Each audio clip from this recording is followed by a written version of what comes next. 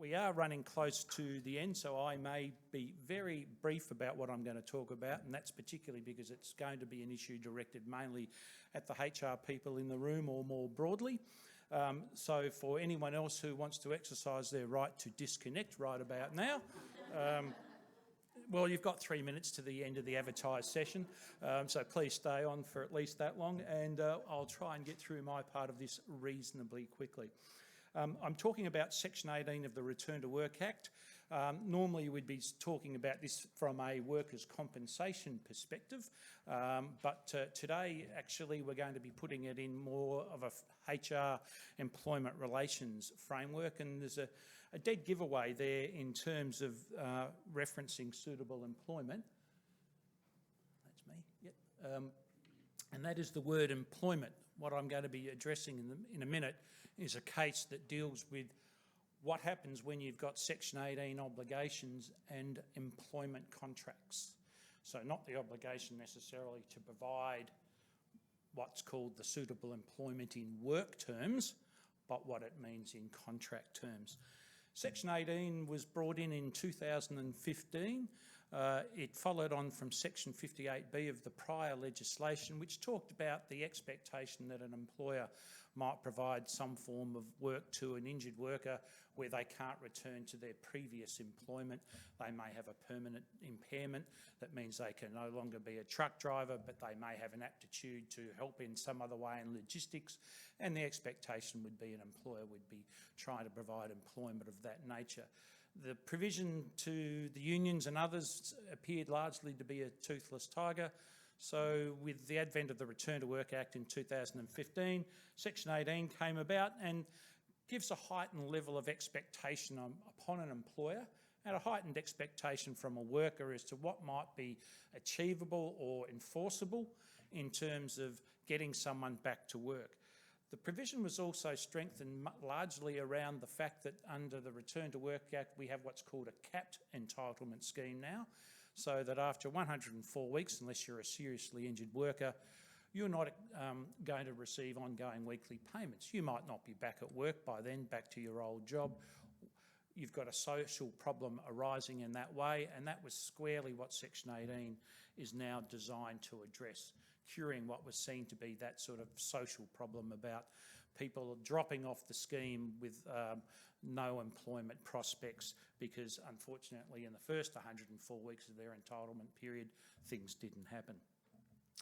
So the underlying concept under Section 18 is to ensure as reasonably practicable that an injured worker who's got some capacity for work can have an expectation to be returned to some form of employment that's, if not the same employment, something similar or equivalent to their pre-injury employment. But the provision and the obligation is very much a circumstances of the case type approach. Everyone is different, every workplace is different, every injury is different, everyone's capacity for work is different. So we must bear that in mind. But what I will be talking about at the end point is that once we've applied these provisions, what does it all mean in contractual terms? But to lay a bit of a background for those who are not experienced injury management professionals, just talking about Section 18 in a very high level way, it's got a few obvious prerequisites before it will apply in the circumstances of any case. Self-evidently, as an injured worker, you've got to have a work injury. You've got to have a compensable injury, work injury. The injury must, at the time that you might want to exercise your rights under Section 18 and bring a case before the Employment Tribunal, it must give rise to an incapacity for work. So if you've been cleared for your full normal duties without restriction, Section 18 doesn't apply. You might at one point in time have an incapacity for work, but if by the time you get before the tribunal, the doctors have effectively cleared you for your normal duties, this provision in a sense doesn't apply. We've had a succession of cases where workers who had an incapacity in the past but were not employed anymore were trying to come back effectively to use Section 18 as a way to be re-employed or to gain some form of income support if they weren't provided with suitable employment. The tribunal very recently has said, no, this is for someone who has a current incapacity for work. There are some defences to a Section 18 application if it's brought before the tribunal, and self-evidently the main one is because the primary provision talks about reasonable practicability to provide work. If it's not reasonably practicable to provide work, then the matter goes no further. But there are some more narrowly defined defences, as we would call them, particularly if a worker has resigned before they've effectively let you know that they've got an incapacity for work, or having had an incapacity for work, they later resign, in effect what we call in workers' comp terms, breach their obligation of mutuality, or I've had a case recently where there was effectively an abandonment of employment. So in circumstances such as that, the obligation to provide suitable employment is able to be avoided. A classic example in terms of the registered employer world compared to the self-insurer world has been where an injured worker, because of the nature of their existing workplace, are basically not able to return to work there. Let's say, for example, the small motor mechanic workshop where there's literally no other roles available and the worker cannot lift, carry, bend, twist, etc. What can you do? So they've had a past life in some other form of employment and their rehab takes a different direction, and if that's agreed with the compensating authority and all formalised, that's another way in which the pre-injury employer might be relieved of their Section 18 obligation. The main battleground, though, is obviously around what's reasonably practicable to provide to the injured worker. Suitable employment doesn't mean suitable duties. There's been a succession of cases along those lines. So if you're, as an employer, provided a hodgepodge or an ad hoc range of duties just to keep the worker in the workplace while they're rehabilitating, that doesn't necessarily constitute suitable employment in the long run. The tribunal has said, though, that a suitable employment role might take on aspects of more than one employment role. So you might, in fact, effectively wear two hats. Quite often in places like the aged care or hospital environment, you might be a diversional therapist and a personal care attendant, or one or either, or in fact effectively both, if that's appropriate in the circumstances of the case. The suitable employment obligation, and I talked at the start about that sort of social compact, is an obligation that extends past the 104-week weekly payment entitlement period. So that is important to understand. And equally, if an employer, on direction from the Employment Tribunal, doesn't provide someone with suitable employment after the hearing of a case, there are some financial penalties that arise. What's reasonably practicable to provide in the circumstances of a case, as I said, depends on the worker, their workplace, and so the tribunal will look at a bit of a roadmap when it comes to assessing these cases and what they might look to as to the facts as to why it might not be appropriate to provide suitable employment. I touched on one of those a minute ago. The very small mechanics workshop, how easy would it be to provide a significantly injured worker with alternative duties? Almost impossible unless they effectively have an aptitude for the clerical side of the business, and most of those businesses are run by small operators. So the tribunal in that sort of case is highly unlikely to force effectively an employer to provide suitable employment compared to Stillwell Ford or any of the West Terrace, auto workshops which have literally got dozens of people in them. So just an example of where I think what we might say size matters in terms of your obligations. In terms of the makeup of your workforce, if you've got a significant number of people already on restricted duties, that's a factor the tribunal will look at in deciding whether to push effectively another person into a workplace who's got less capacity than others. And if you've got a fairly aged profile workforce or a significant degree of people who are already on workers' comp, you're creating a potential risk to everyone else because the people left there who are fit to work are effectively carrying more of the load for the others. That of itself creates a bit of a work health safety risk. The risk to the individual concerned, of course, in coming back into a workplace, we've had a succession of cases where workers have effectively said, oh, look, I think I'm pretty well fit for that role. I tick the boxes in terms of the job spec. But the tribunal drills down underneath that and says, well, yeah, in the perfect world, yes, they're your expectations. But for example, you work in the aged care environment. If you're the only person on a shift and you're surrounded by people who are prone to falling, tripping, collapsing, and you're standing there saying, well, that's just unusual sort of outcomes in aged care. Well, no, not really. That's a clear risk. Compared to the other examples that we've had in cases where, such as the supervisor who felt it was unsafe to have to provide employment to a worker because on one occasion he had bent over to pick up a pencil and did his back in. So that one didn't fly ultimately because that was just, in a sense, an unlikely scenario. So you do have, sorry, and I have the habit of, yep. There we go. Skipping my slides. Another example is where a person might well be a bad egg. Is it appropriate to force back into the workforce, or sorry, the workplace, someone who's got a bad attendance record, has historically been not a team player, has been disruptive in the workplace, particularly if it's a smaller workplace? Is the tribunal going to necessarily force someone to take back someone in those circumstances? It's been talked about in a few of the cases, and in particular one where it was almost the definitive reason for not ordering suitable employment. So there are a range of circumstances where the employer can point to good reasons, and they have to be good reasons, valid reasons supported by evidence as to why it might not be appropriate to have them back in the workplace. And as I said, WHS considerations are a very important one, but again, substantiate your position with evidence if you're going to take that path. Now, turning to what I want to talk about today, and that's Mr. Morfitt's case. And this is where we're going to talk about the complexities around ordering someone to provide suitable employment where they were not a permanent employee at the time of their injury. Mr. Morfitt worked down in the southeast. Kaipo Forest, I think, was his, which is not southeast. It's probably south, isn't it? As a forestry maintenance worker, he had sustained a couple of injuries. They meant that he was not able to return to his full-time employment. He lodged a claim. His claim was accepted. He was the subject of rehabilitation and return to work plans with his employer. As it turned out, while he was a seasonal worker at the time of his injury, he was given a succession of rolling fixed-term contracts.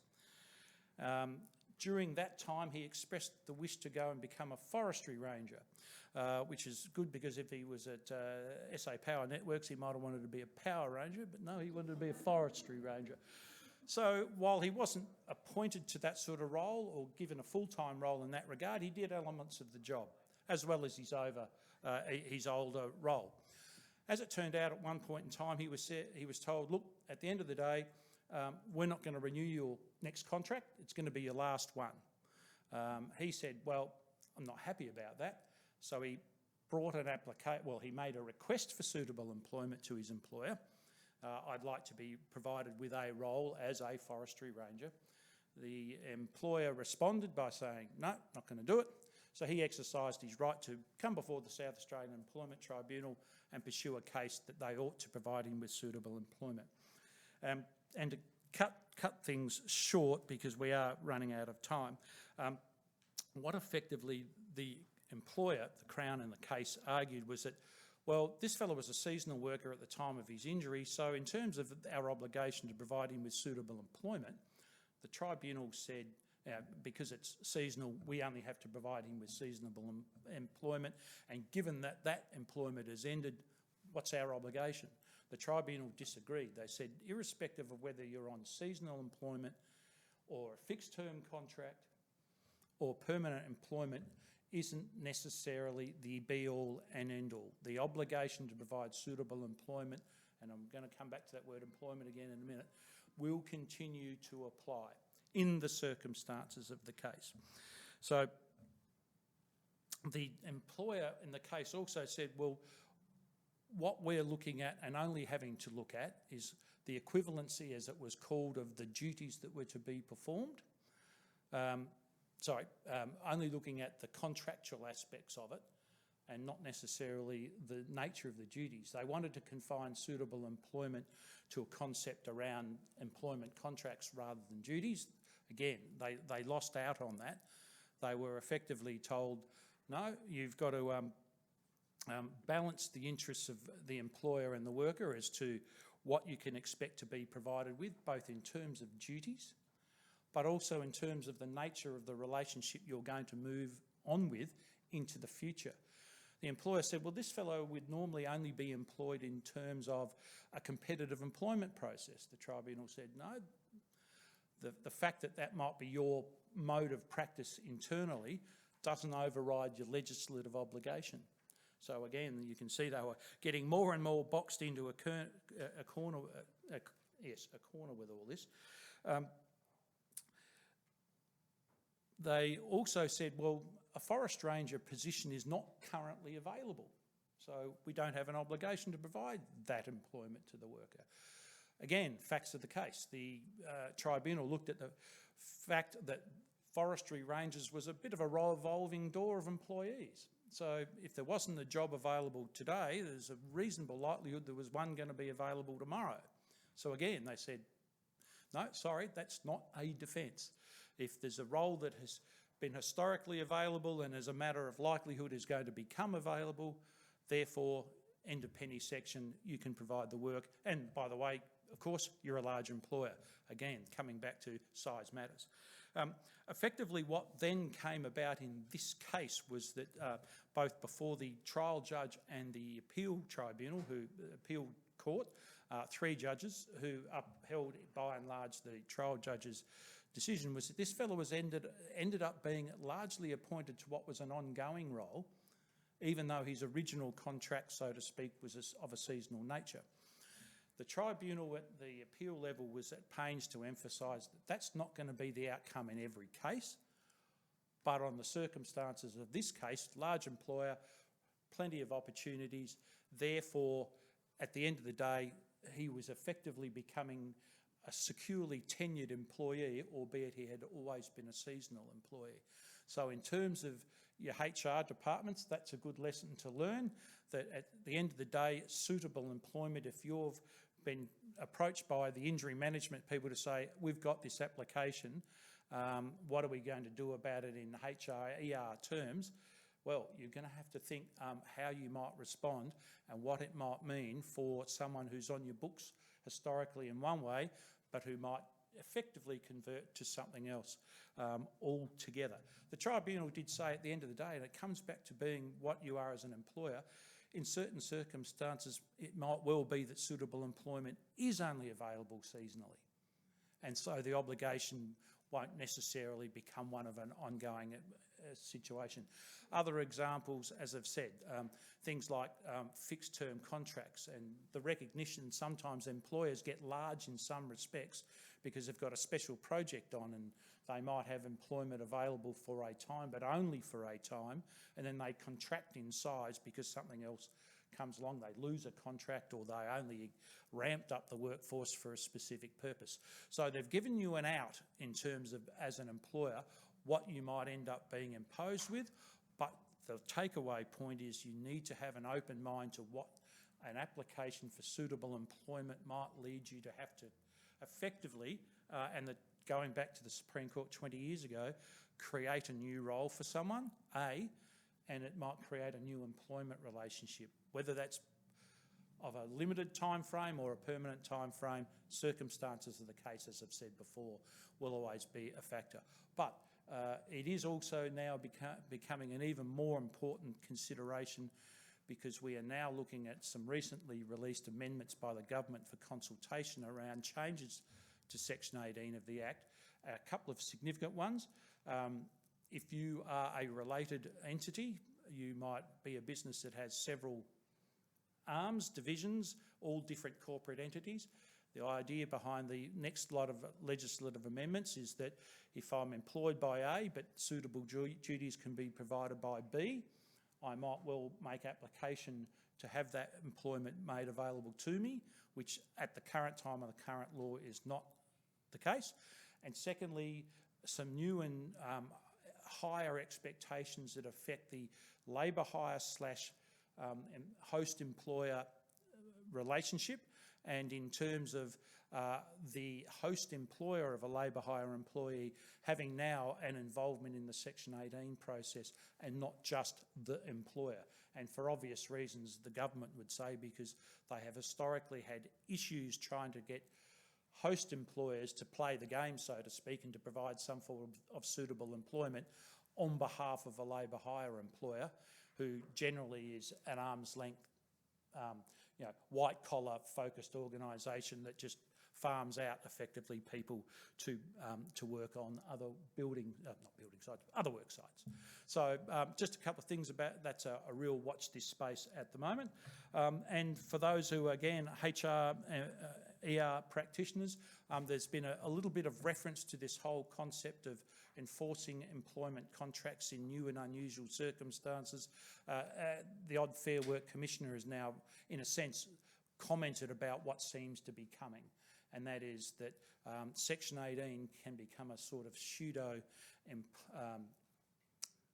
change agent for workplaces, I suppose, as one way of looking at it. So with that comment in mind, I'm happy to take questions if there are any from either online or the audience. And if not, we might draw the session to a close. Thank you everyone for your attention. Please stay around for a drink and a chat, and if you've got any questions that you want to ask of us otherwise, please feel free to do so. Online, if you've got any questions, we'll keep an eye on those. The slides will be coming out, obviously, to those who were online. The seminar will be up on YouTube in due course. And with that, I'll close everything off. Thank you to our roving microphone people. Thank you all for your attention. Appreciate you coming along today. Thank you to our guest speakers. It's always great to have a fresh voice in the room. And to everyone else who's helped out today, thank you, and have a good and enjoyable evening. Thanks.